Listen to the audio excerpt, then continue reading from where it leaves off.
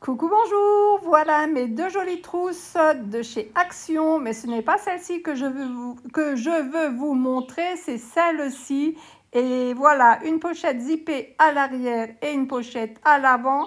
Et oh misère, j'étais tellement contente que je n'ai pas eu la patience de faire la vidéo avant et que déjà ma trousse était remplie. Voilà, j'ai acheté une boîte de 60 polychromos de chez Faber-Castell. Et les crayons sont ronds. Je vous montre quand même la boîte parce qu'elle est super belle. Il y a 2 racks dans cette boîte. On peut très bien utiliser la boîte ainsi, mais bon, question de place sur mon bureau, j'ai préféré me prendre la trousse. J'ai en complément ou en parallèle acheté également les Faber-Castell d'Albrecht Dürer. Ils ont exactement la même couleur que les polychromos, à la différence près que ce sont des peintures, des crayons de couleur aquarellables. Alors, l'autre avantage de ces crayons de couleur, là, je vous montre, je passe du coq à l'âne. Simone, je suis tellement excitée, tellement contente de ces crayons.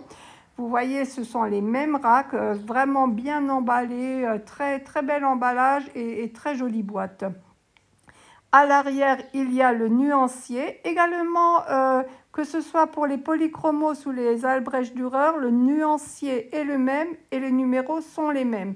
À la différence quand même, les polychromos sont 3 étoiles et les Albrecht Dürer ont beaucoup de 2 étoiles et aussi quelques 3 étoiles. Les étoiles, c'est uniquement pour la teneur à la lumière, c'est-à-dire qu'on compte sur une période à peu près d'une vingtaine d'années s'il y a 3 étoiles, c'est-à-dire que la couleur ne va pas changer au bout de 20 ans. Voilà, donc j'ai mis dans l'ordre à peu près à une petite différence près, j'ai mis dans ma trousse dans l'ordre du nuancier. Vous voyez les 3 crayons de couleur minables que j'avais. Donc je suis fort contente d'avoir pris cette gamme-là. J'avais un doré et un argenté que ma fille m'avait offert, cela fait un bon moment. Mais bon, en crayon aquarellable, l'argent et le doré ne donnent jamais très bien. Alors les Albrecht Dürer sont hexagonaux et les polychromos sont ronds. Voilà.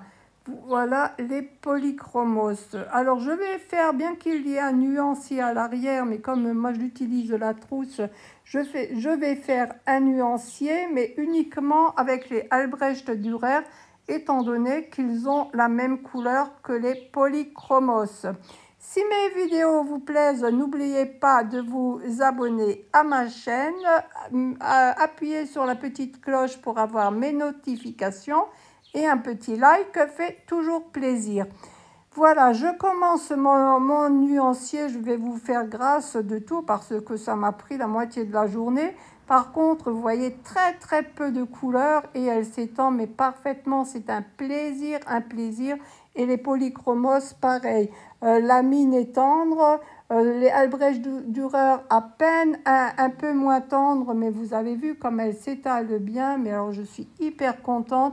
Ça fait des mois et des mois que je vérifie toutes les vidéos sur YouTube parce que bon, étant donné que cela a quand même un coût certain, j'ai pas voulu me tromper. Et là, je pense vraiment avoir fait un bel achat.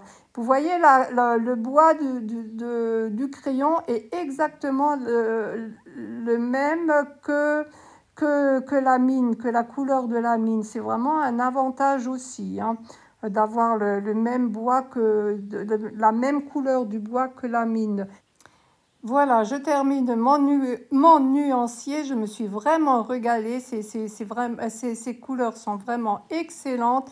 Et vraiment, lorsqu'on n'a pas envie de sortir toutes ces peintures acryliques, avoir trop de nettoyage à faire, ça peut être une bonne alternative. Pas pour patouiller, mais bon, bah, j'ai jamais essayé, mais je pense que je vais patouiller avec cela aussi. Et je vous dis merci de votre visite. Au revoir, à bientôt.